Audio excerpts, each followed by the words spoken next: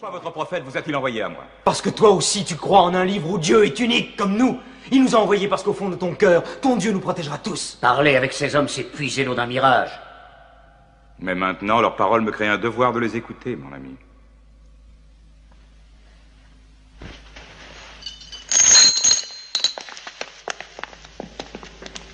Continue.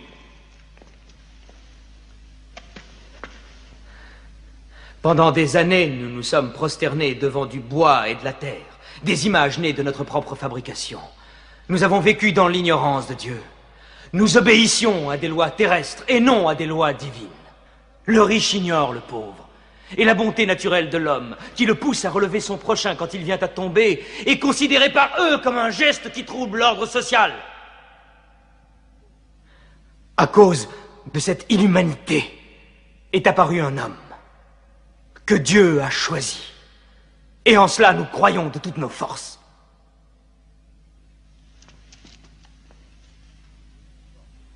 Tu t'emportes. Je te prie de reprendre tes esprits. Je parle du messager de Dieu. Te mente. Il renie le Christ. Toi-même, tu adores 3 dieux, dit-on. Le Père, le Fils et le Saint-Esprit. Qu'as-tu à dire du Christ? Ils disent que Dieu ne peut avoir de fils. Le Christ n'est pas le Fils de Dieu. Parle-moi du Christ.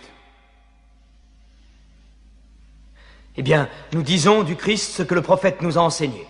Dieu a insufflé le Saint-Esprit dans le ventre d'une vierge appelée Marie qui a conçu le Christ, l'apôtre de Dieu. L'apôtre, tu as entendu, et pas le Fils.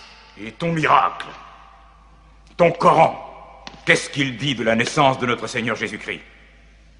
Je peux citer les paroles? Approche-toi.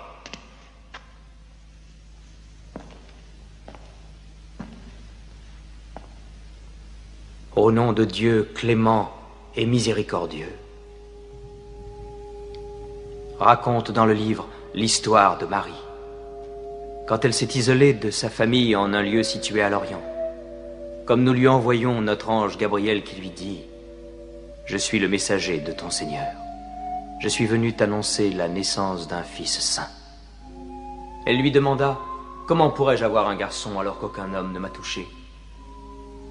Et Gabriel lui répondit « Car ton Seigneur a dit, il en sera ainsi. Nous ferons de ce garçon un signe pour les hommes et une grâce émanant de nous. L'affaire est décidée. »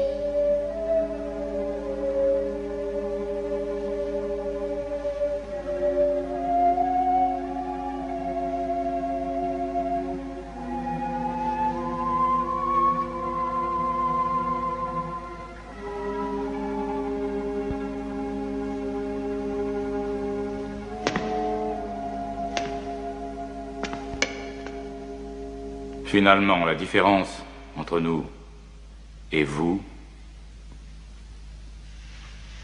n'est pas plus large que cette ligne.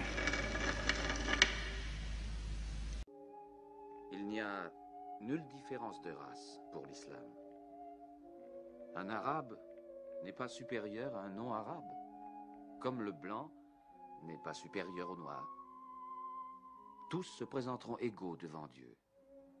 Si tu ne souhaites pas pour ton prochain ce que tu souhaites pour toi-même, tu n'as pas la foi. Celui qui saura se mettre au lit le ventre plein, alors que son prochain aura faim, ne saurait être musulman. L'encre de l'érudit est plus sacrée encore que le sang d'un martyr. L'homme qui sait lire est digne de vertu aux yeux du Seigneur. Apprenez l'art de la lecture. Et quand vous le connaîtrez, enseignez-le. Les peuples du livre sacré, les Juifs avec leur Bible et les chrétiens avec leur testament doivent être respectés par tous, car leur livre sacré leur vient également de Dieu. Vous ne devez pas considérer Mahomet comme supérieur à l'homme.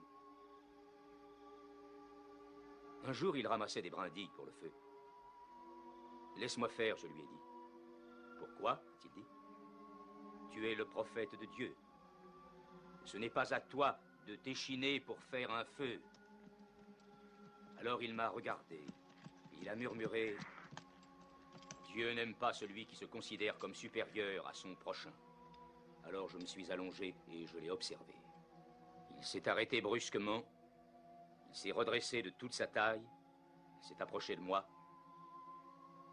Oui, je suis le prophète de Dieu, a-t-il dit. Mais pourtant, je ne sais pas ce qu'il adviendra de moi.